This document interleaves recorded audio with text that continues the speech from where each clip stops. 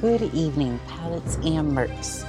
I want to react to this video by Xandros. Could we do Mechs IRL?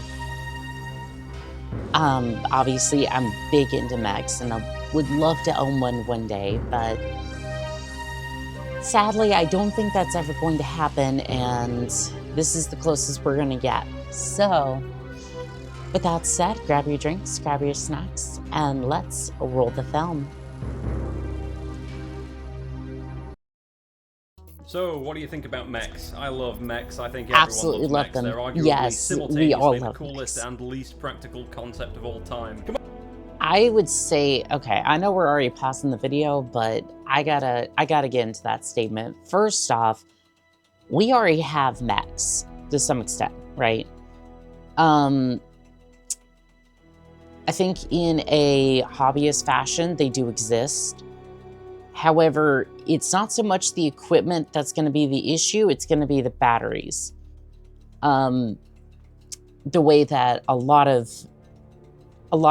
houses, say in the Battletech series, got away with building these mechs is by a fusion reactor.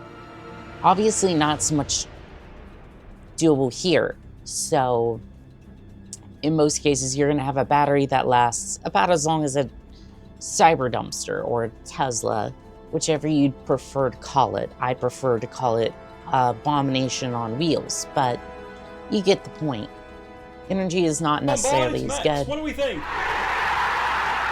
Yes, we absolutely love Mechs. The boys love them too. too. Probably expensive, clumsy. They're basically a horrifying Russian industrial accident live leak video in vehicular form. But fuck that You're not shit, wrong. we still want them. I think I speak for humanity on this one. Sometimes you want to save taxpayer money and spend it on responsible shit like schools and healthcare. But sometimes you just want to look sick as fuck while shooting a gun the size of a school bus. Come on, man, let's go. Yes. Let me repurpose a tank cannon as a shoulder-mounted rocket launcher. Let me put Godzilla in a...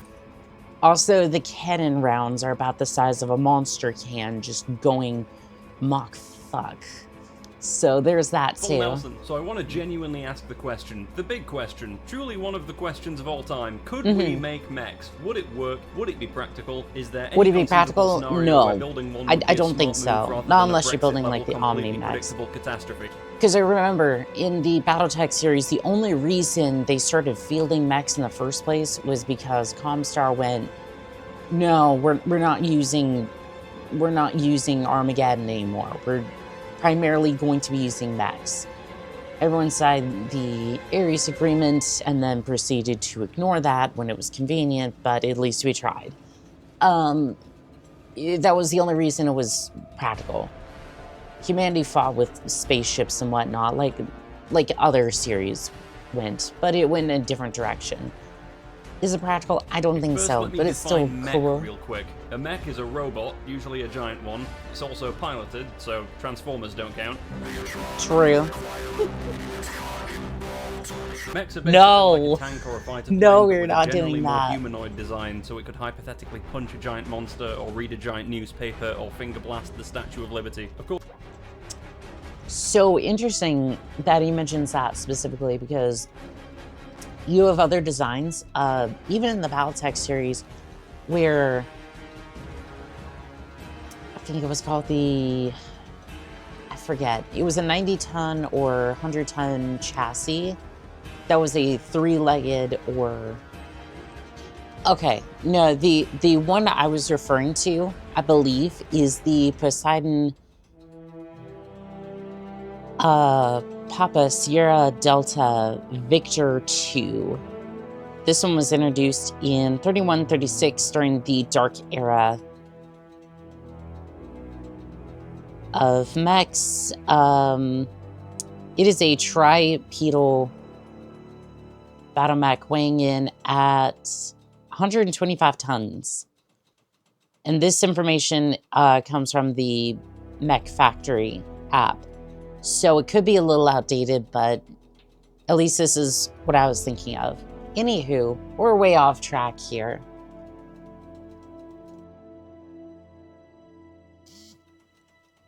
that still leaves lots of wiggle room for interpretation. Do basically human-sized exoskeleton stuff like Iron Man suits or the javelins from Anthem qualify? We love these Should we too, talk about but the industrial I style think from mechs are a Aliens, little bit. Avatar, Red Faction. We might want to limit ourselves to the bigger, several story tall combat machines. They're the ones that seem to appear in the most movies and shows and video games. I don't think it's going gonna to matter for that. To the Armored Cores from Armored Core, to the Heavy Gears from Heavy Gear. There's loads of examples around this general size bracket. There's the mecha from Robotech, Battletech, Mech Warrior, Tau battlesuits from Warhammer 40k, arguably even two-legged walkers from Star Wars. There's the goddamn Pilaf machine from Dragon Ball, for fuck's sake. Now mecha goes much I don't bigger even want to still. touch that There's one. Gundam, That's a there's little. Pacific Rim. Shit gets fucking massive in some of these. In Gurren Lagann, they stopped trying to be sensible and make a story about robots throwing galaxies at each other. Clearly, some of these are more grounded than I need to others, see that. That is crazy. Thing is the most grounded of all, I think. They aren't really mechs. It kind of becomes a different thing when you just wear a robot-like clothing.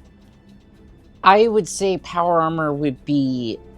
I've always considered power armor to be kind of...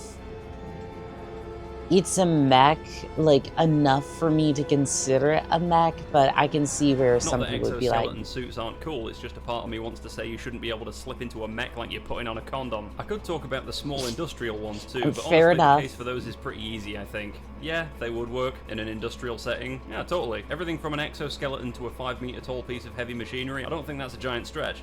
I think a lot of these would work, but again, you have to consider the fact that there's power concerns and all that. These are reasonable, right? Exoskeletons exist. Like, we have these. This is not a big issue. We could definitely make one work in principle with enough research and development. We do already have robots and industrial machines and shit that work in real life. A real industrial mech is certainly achievable, in theory. Sure, a forklift is probably still a safer, more practical, massively cheaper option, and if you required a giant two-legged thing to do an industrial job for you, I kind of don't see why you'd need to have a guy sitting inside the vehicle. The added risk of a biped vehicle fucking up and eating shit into the floor means you'd probably remote control it, right? Or use AI and watch it try and figure out stairs without giving itself a metal prostate exam. But I'm sure there's an edge case where piloted industrial mechs makes sense. A place where somehow remote controlling it wouldn't work, and neither would having wheels. Maybe if you worked in a giant magnet factory in a war zone, so everything's covered in... I would say the place where this wouldn't work necessarily for like robots and whatnot would be the outer reaches of space, like where somewhere where you're having electrical interference, but at the same time it's like that's such a niche case. Like,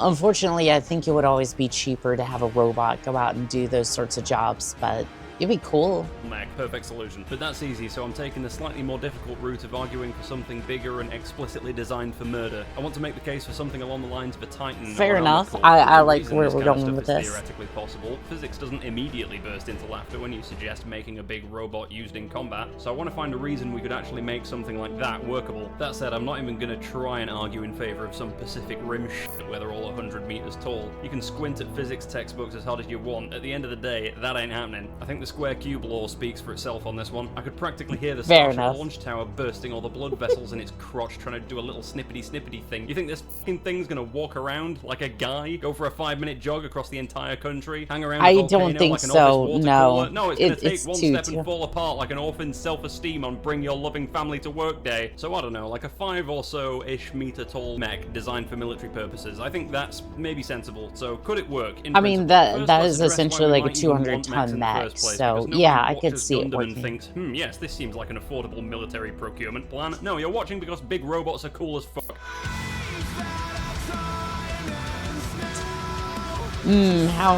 How much are we willing to bet this is gonna be copyright? How to use shells in World of...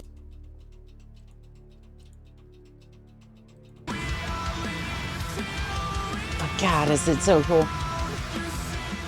I mean, I'm sorry, was that a giant tank? I need to play Armored Core a little bit more. Some strategic advantage over an adversary that some other solution wouldn't be able to provide as well. This means at some point, some short back and sides 5-star fleet admiral stick up his asshole forgot how to smile ass looking motherfucker's gonna ask you to explain your reasoning. So you're telling me we should use giant robots? Yeah. Which require a huge number of non-interchangeable components? Yeah. And an insane number of moving parts and mechanical interactions?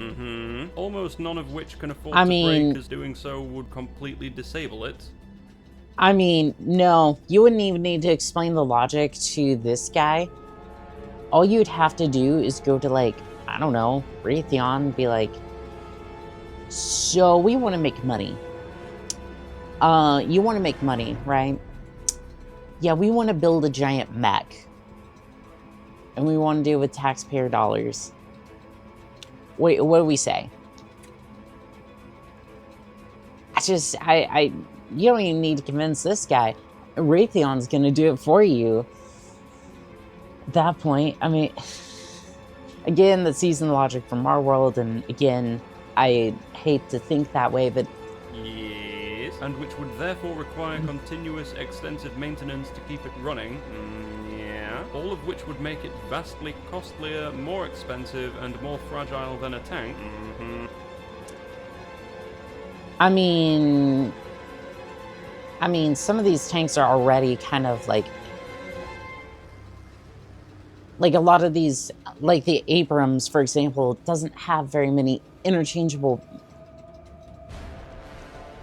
I would say a lot of these mechs, or a lot of the tanks that he's referring to, already don't have interchangeable parts and already get charged out the wazoo for those parts anyways. So it's like, I would think they're kind of used to that, but like, I don't know. And it would be a giant, incredibly obvious target on an open battlefield, and will therefore probably be shot at more than anything else, kinda. And the resulting giant robot has the plus side of being able to move around on the battlefield much like a tank, shoot a weapon much like a tank, keep people safe inside of it much like a tank, and move over rough terrain much like a tank. Yeah, when you say it like that. Unfortunately, it's actually quite difficult to come up with scenarios where mechs would work and tanks wouldn't. It really is just a tank with legs if you think about it. And huge legs like these are going to be very fragile, especially by comparison, considering you're not wrong on that one, because a lot of the times they do go for the legs. Directionally armored as possible, as it probably the idea is that you should be able to shoot down the anti-air, or the air units. There's also a weight problem. Guns, hydraulics, metal plating, mechanical parts. True. Heavy, man. Even a mech the size we're talking about, Earth's gravity alone is enough to destroy something like this just trying to walk around. So, what would be positive about a mech? Well, the question kind of comes down to what are legs better at than wheels or tracks? It's not resistance to weapons fire. A fucked up wheel can still haphazardly attempt to drag you forwards. A pair of blown off legs cannot. It's not mechanical simplicity or ease of maintenance. Military technology is very concerned about resilience. The last time you want a gun to jam or an engine to overheat is when a bunch of dudes are trying to murder the fuck out of you, and a fully functioning combat mech would be one of very the most true. I've had a lot of by instances man. It's not speed with that. either. Despite a bunch of mechs in fiction having thrusters and being able to fly around all over the place, if you tried that in reality, the weight of the mech and the necessary size limitations on your fuel tanks would give you like 5 seconds of sluggish thrust, probably followed by the mech falling over and breaking into about 14,000 pieces. The one thing mechs have over tanks and other military vehicles would be maneuverability. Mechs can duck around corners, mechs can shimmy down narrow streets, mechs could even jump if you figured out the whole weight problem. And therein lies my solution to where mechs could end up showing up in reality, and not simply where, but when. If I had to guess, I think, yeah, it'd be a very mechs, niche it wouldn't be case. on Earth. It would be in close quarters urban combat situations of some kind or another on an off-world colony. How's that for a solution to the weight problem? Don't make the mech lighter, just locate the mech somewhere where it weighs less. I'm playing 4D chess here, my goals are beyond your understanding. So I'm picturing something like this. It's a few hundred years in the future. We've got colonies on the Moon, Mars, Titan, and crucially, a bunch of deep space habitats throughout the solar system. The space habitats are mostly rotational cylinder and torus type habitats filled with high density. This is basically the plot to every Gundam anime ever. Urban environments are complex and okay, I see where we're going with this, but I'll let him simulate gravity through rotation so you can walk around. They only do it to like 0.2 Gs because that means it's easier to move around. Like a relatively athletic person can practically scale the side of a building with a few handholds and a bit of effort. And the muscle degradation problem has been solved already via some mixture of genetic engineering and cybernetics. Now let's say you're in charge of one of these habitats and it's being invaded by hostile forces. Your external defenses have already failed. The invaders have breached the habitat and they now... That's already a lot gone wrong at this point. You need to take back the city, ideally without completely leveling half of the city. You are the government. It was your job to prepare defensive measures mech is going to level half the city, I'm sorry. What did you stock up on? What did you buy? What did you plan to do in this situation? I think there's a non-zero chance of using mechs, baby! Woo! Yeah, baby! That's what I've been waiting for. That's what it's all about. I mean, this still doesn't answer why you'd cram a pilot up in this bitch. I think it'd be a remotely operated or AI-controlled thing, so to be honest, it's more like a giant robot than a mech. This is also not necessarily the only option. There's all kinds of other shit you could do if you already have this kind of technology, but do you hear me? There's a chance. I'm telling you, there's a fucking chance. Giant robot mechs. One day, long after we're all dead as fuck, which kind of puts a damper on the whole situation. Yeah, it does anyway, kind of thanks put a for whole watching. Like and damper on subscribe if this. you want, and I'll catch you next time. I would say, again, it would depend on the size of the mech. A lot of the ones from like Armored Core are going to be more towards the 150 to 100 ton range, which starts becoming very, very impossible to field, just practically. Like even BattleTech kind of ran into this problem. But if you wanted to field something more towards, I don't know, something between 20 to 100 tons, like BattleTech, I could see it being very plausible. And I think he's right about the automation. I think a lot of people would probably stick towards robots for the most part because pilots are expensive, squishy, and otherwise just not necessary for most of these fights. I really do think, though, that there's a practical application for those. He kind of glosses over the fact that in that weight category, if you can make the weapons work, the obvious target in the room has superior firepower to the hostile tanks and helicopters in that particular instance. Because at least in the BattleTech side, yes, it is an obvious target. However, you're fielding medium lasers, which should be able to just basically glass a helicopter out of the sky, and at the very least, be a threat or a giant nightmare for the tanks on the field. So it's like, yeah, you might be able to put a round through the mech, but you have to hit it first. My takeaway is probably going to be remotely operated. Probably going to be remotely operated in real life or AI, which is terrifying. Could you imagine AI trying to operate a mech?